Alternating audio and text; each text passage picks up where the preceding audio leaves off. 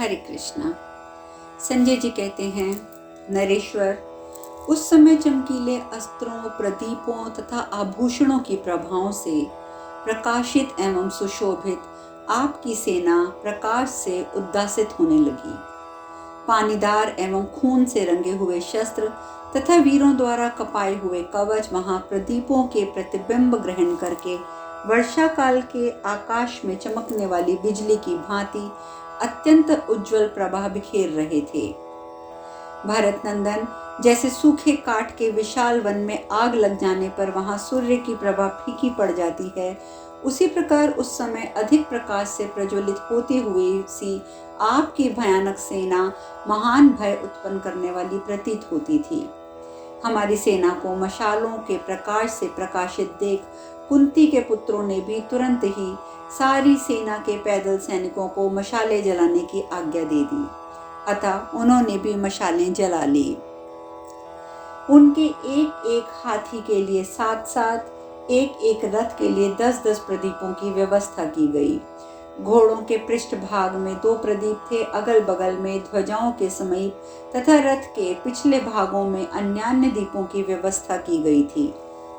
सारी सेनाओं के पार्श्व भाग में, आगे पीछे बीच में, चारों ओर भिन्न भिन्न सैनिक चलती हुई मशालें हाथ में लेकर पांडुपुत्र की सेनाओं को प्रकाशित करने लगे। दोनों ही सेनाओं के अन्यान्य पैदल सैनिक हाथों में प्रदीप धारण किए दोनों ही सेनाओं के भीतर विचरण करने लगे। सारी सेनाओं के पैदल समूह, हाथी, रथ, अश्व समूह के साथ मिलकर आपकी सेना तथा पांडवों द्वारा सुरक्षित वाहिनी को भी प्रकाशित करने लगे। जैसे किरणों द्वारा सुशोभित अपनी प्रभा बिखेरने वाले सूर्य ग्रहण के द्वारा सुरक्षित अग्निदेव और भी प्रकाशित हो उठते हैं, उसी प्रकार प्रदीपों की प्रभा से उत्पन्न प्रकाशित होने वाले उस पांडव सैन्य के द्वारा आपकी सेना का प्रकाश और भी बढ़ गया।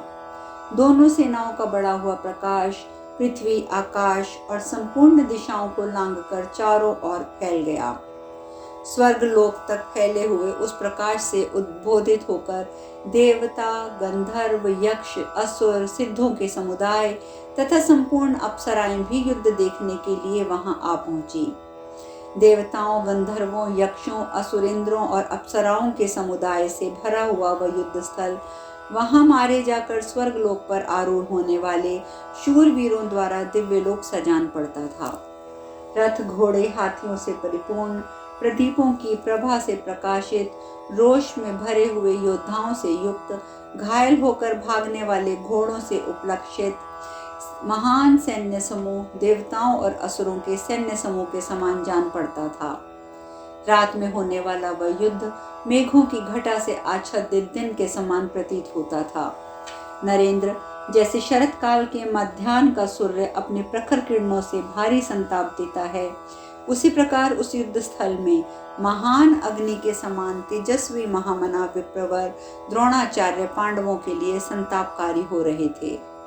इस प्रकार श्री महाभारत द्रोण पर्व के अंतर्गत घटोत्कच पर्व में रात्रि के युद्ध में अवसर पर प्रदीपों का प्रकाश विषयक 163वां अध्याय पूर्ण हुआ। संजय जी आगे कहते हैं, राजन, उस समय धूल और अंधकार से ढकी हुई रणभूमि में उजाला हो गया और एक दूसरे की वध से इच्छा वाले वीर सैनिक आपस में भिड़ गए। चारों ओर हजारों मशालें जल रही थी।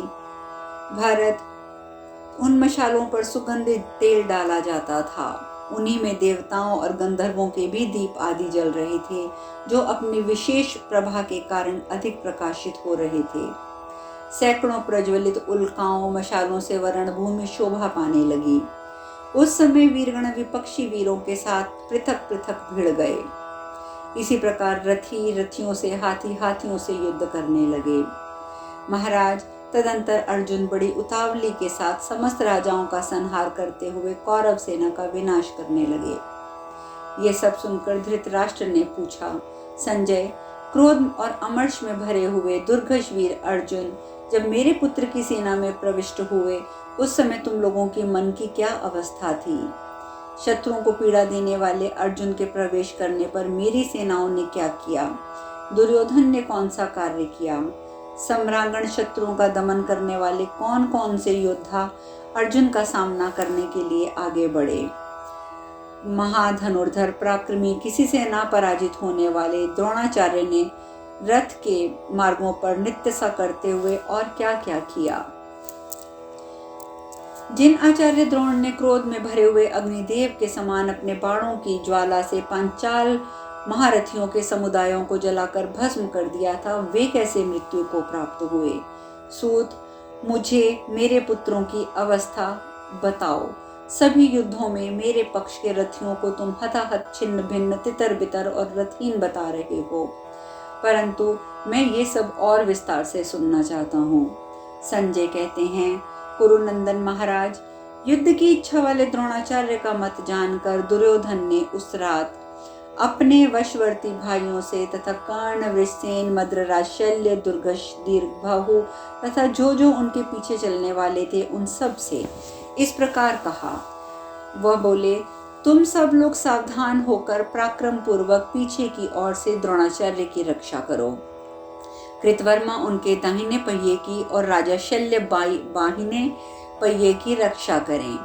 राजन, त्रिगर्तों के जो शूरवीर महारथी मरने से शेष रह गए थे, उन सबको आपके पुत्र ने द्रोणाचार्य के आगे आगे चलने की आज्ञा देते हुए कहा, आचार्य पूर्णतः सावधान हैं।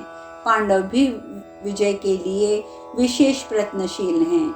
तुम लोग रणभूमि में शत्रु सैनिकों का संहार करते हुए आचार्य की पूरी सावधानी से रक्षा करो। द्रोणाचार्य बलवान, प्रतापी, युद्ध में शीघ्रता पूर्वक हाथ चलाने वाले हैं। वे संग्राम में देवताओं को भी पराजित कर सकते हैं, फिर कुंती के पुत्रों और सौमकों की तो बात ही क्या। इसीलिए तुम सब महारथी एक साथ होकर पूर्णता प्रयत्नशील रहते हुए पंचाल महारथी धृष्टद्युम्न से द्रोणाचार्य की रक्षा करो। हम पांडवों की सेनाओं में धृष्टद्युम्न के सिवा ऐसे किसी नरेश को नहीं देखते जो रणक्षेत्र में द्रोणाचार्य के साथ युद्ध कर सके। अतः मैं सब प्रकार से द्रोणाचार्य की रक्षा करना चाहता हूँ। वे सुरक्षित रहें तो पांडवों, सृंजयों और सौमकों का भी संहार कर सकते हैं। युद्ध के मुहाने पर सारे सृंजयों के मारे जाने पर अश्वत्थामा रणभूमि में धृष्टद्युम्न को भी मार डालेगा, इसमें कोई संशय नहीं है। योद्धाओं, इस प्रकार महारथी कर्ण अर्जुन का वध कर डालेगा और रणयज्ञ की दीक्षा लेकर युद्ध करने वाला मैं भीमसेन को और तेजोहीन हुए दूसरे पांडवों को बलपूर्वक जीत लूंगा।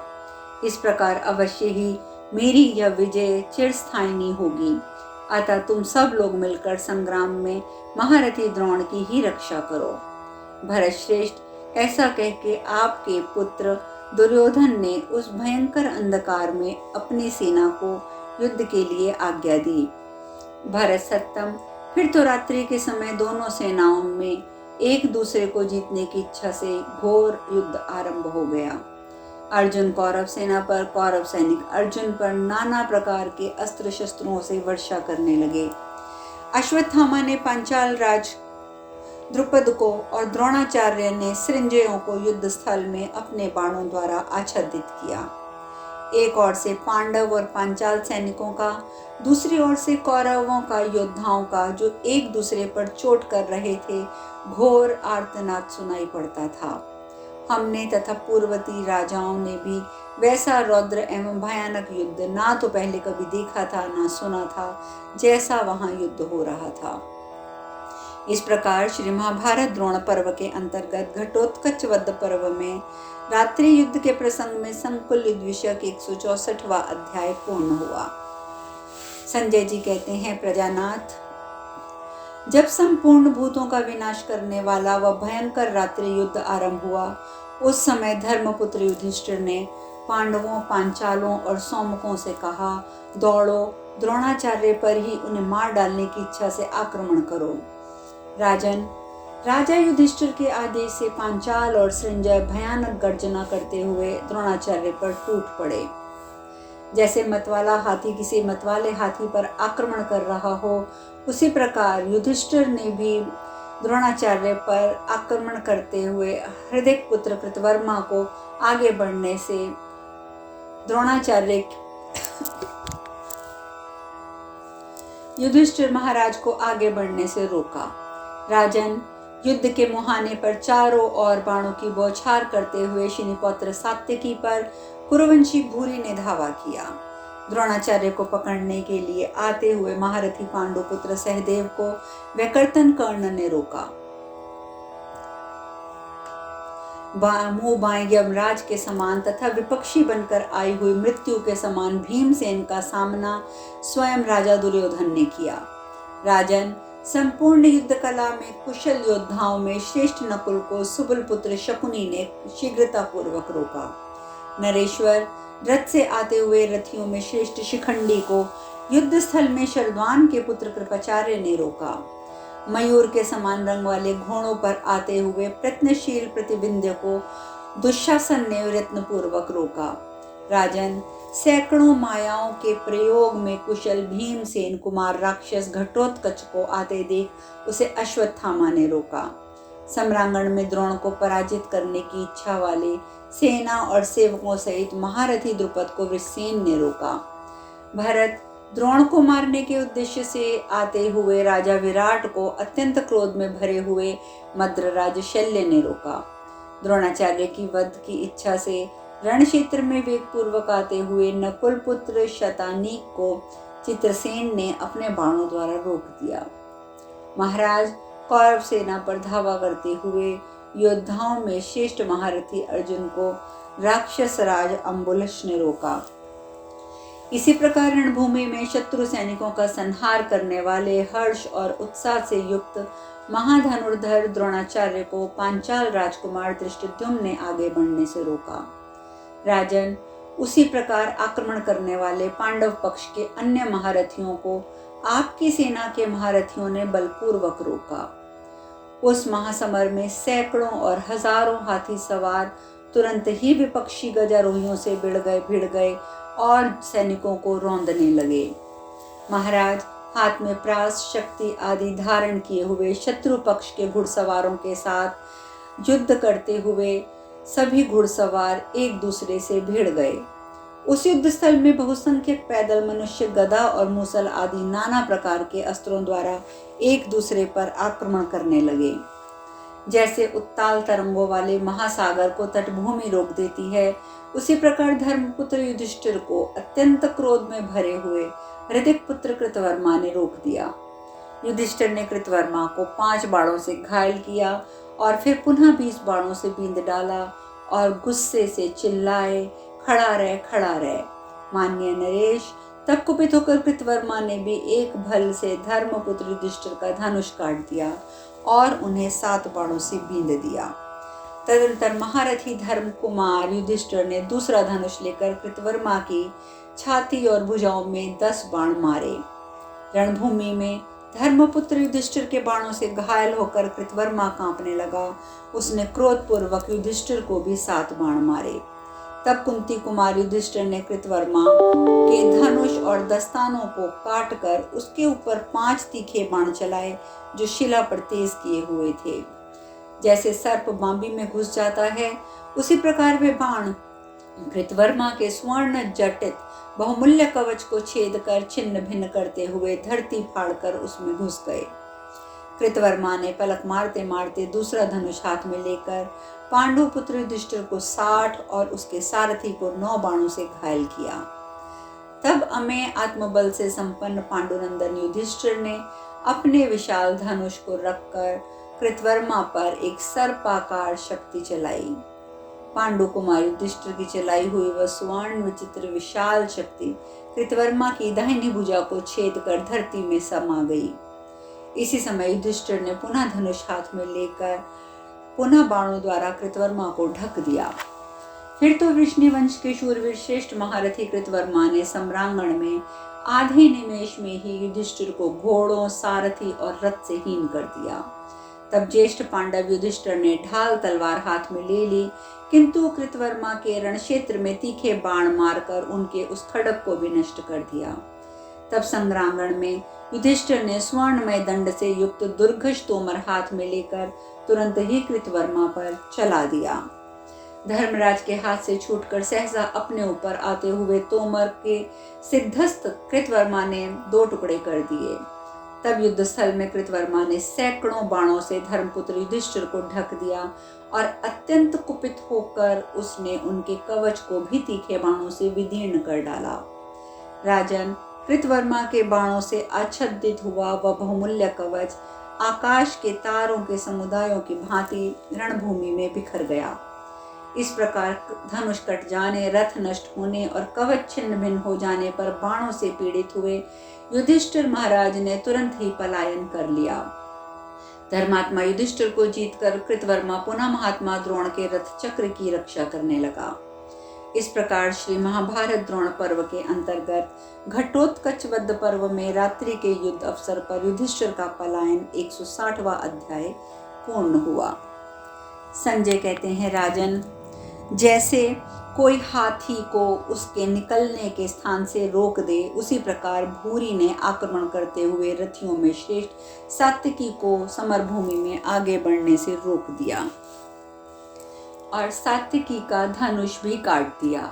महाराज, धनुष कट जाने पर क्रोधातुर हुए सात्विकी ने भूरी के विशाल वक्षस्थल पर एक अत्यंत वेगशालिनी शक्ति का प्रहार किया। उस शक्ति से भूरी के सारे अंग विदीर्ण हो गए और वह अपने उत्तम रथ से नीचे गिर पड़ा, मानो देववश प्रदीप्त किरणों वाला मंगल ग्रह आकाश से नीचे गिर गया हो। शूरवीर भूरी को युद्ध स्थल में मारा गया देखकर महारथी अश्वत्थामा सात्विकी की ओर बड़े वेग से दौड़ा।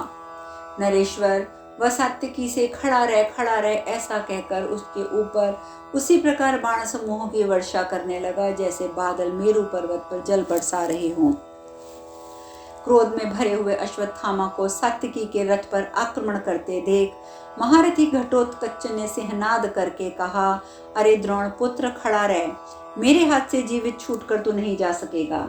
जैसे कार्तिकेय ने महिषासुर का वध किया था, उसी प्रकार मैं भी तुझे मार डालूंगा। आज सम्रांगण में मैं तेरी युद्ध विषयक श्रद्धा दूर कर दूंगा। ऐसा कहकर घटोत्कच ने अश्वत्थामा पर उसी प्रकार धावा किया जैसे सिंह किसी गजराज पर आक्रमण करता है। अब शेष कथा कल। हरे कृष्णा।